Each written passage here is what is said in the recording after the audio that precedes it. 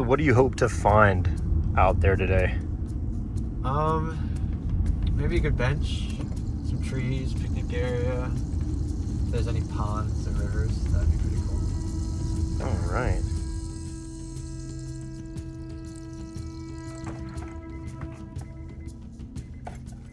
Ah, what a beautiful day.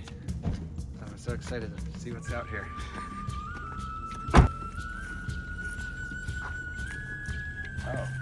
Oh, look at this. Dog waste station. And then if you don't speak English, they have the same thing written out, I think in French. Nice. Just goes to show you, you never know what you can find in parks like these.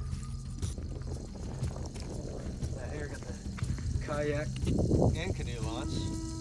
Lucky for us, that's where I need to go, because I have a kayak and a canoe launch down here. Hopefully not missing.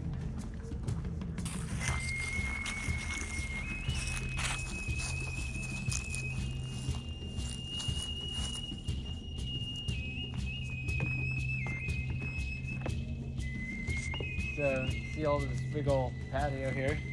Pretty nice, huh? Well, that's because I built it. I took a group of school kids here on a field trip one day, and I built it all with my own two hands. Pretty nice.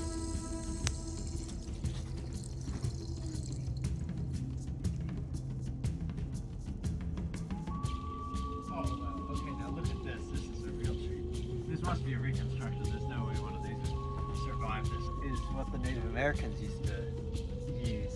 It's got this Pawtuska sort of style lettering there, and this is a Piscataway style hinge right there. Yeah, this is a really nice part of the, I guess, museum aspect of this park. Really, really well done work. That's awesome.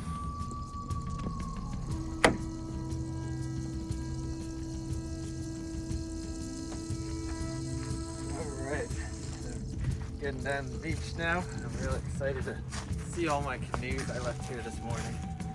About 5 of them. They're gone. I'm just so upset, you know. I mean, all my canoes are gone. You think you could, just leave your watercraft out here, but I guess then thugs come and take them, and they're never to be seen again. At least we still got these big rock platforms. I think they put, from what I remember, they put these here in ancient times for the past peoples to do, their evening calisthenics out on the lake. At least they're still here.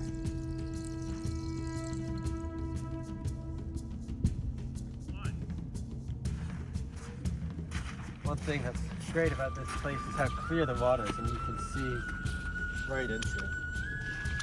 That's because after the Clean Lagoon Act of 1972, people made sure to put more rocks in the lagoon.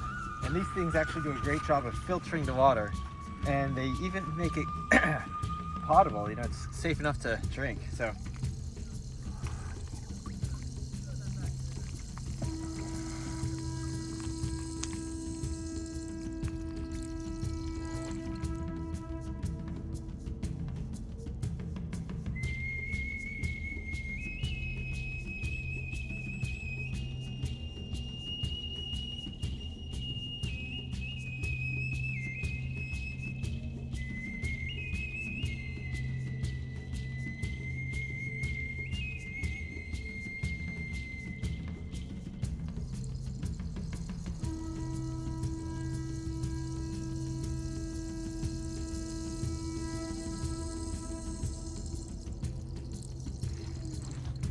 Oh, whoa, look at this.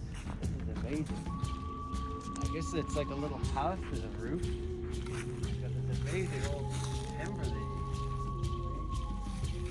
judging by the size of the little door on the side, it must be lived in by a very little man.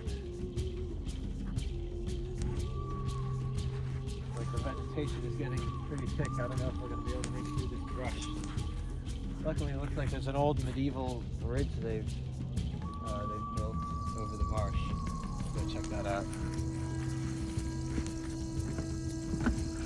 bridge was actually pretty controversial when they first started making it.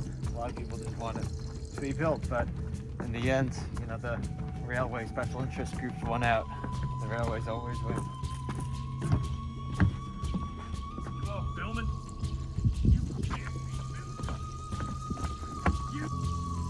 This is another really cool part of the park. This is a preserved memorial from the 7 Years' War for all the veterans that fought. And the way they memorialize each veteran is by displaying one of the different, you know, extinct animals that used to live around these parts, but have since all but disappeared. If you zoom in on this one, this is amazing. This shows two prehistoric dogs. And it's just amazing to see the size of these dogs, you know, in old times. They're just so much bigger than they are now. Just beautiful. Over there, you can see one of the bicentennial migrations of geese. I don't know what else to say. It's just too beautiful. So this area used to be all forest, but it was cleared for Halloween weekends. So on Halloween night, all the kids would go to that city over there and go trick-or-treating at the different buildings. And then they would come back here at this table. As far as we know, this is where they would trade their candy, and that's right across from that structure.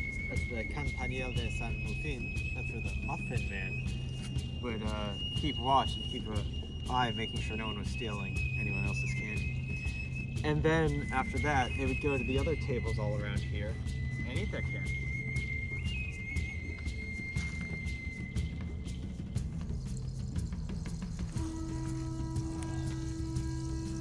So that's why there's so many tables here.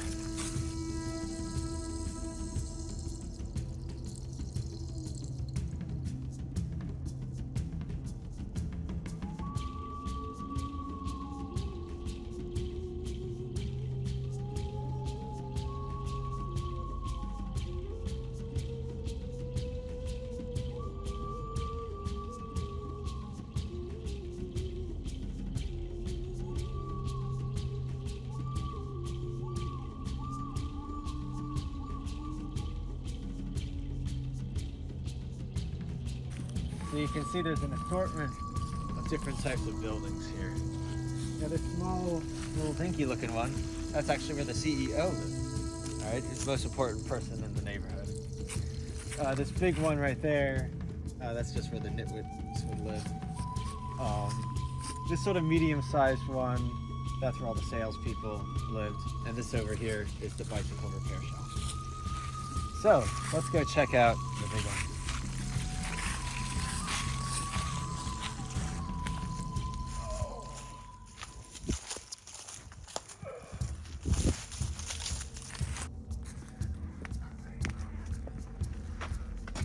So people actually still do use these structures in modern times. It can get pretty cold during the cooler months, so what they do is they use these racks here to build their fires. You want to build your fire sort of nice and close to the wall so it can heat up the whole building. And then when they get tired, if they ever have to take a nap, what they'll do is they'll sleep in this area here, and this circle of rocks can like protect them, you know, from the scorpions and the spiny lizards. So it's all set out very particularly according to a old plan. My house. Go.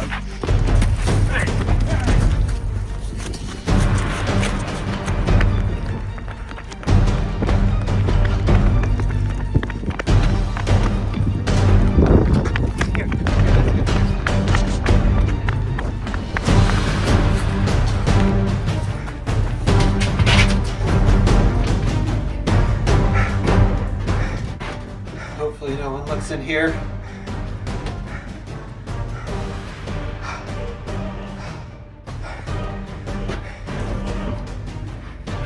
That should hold.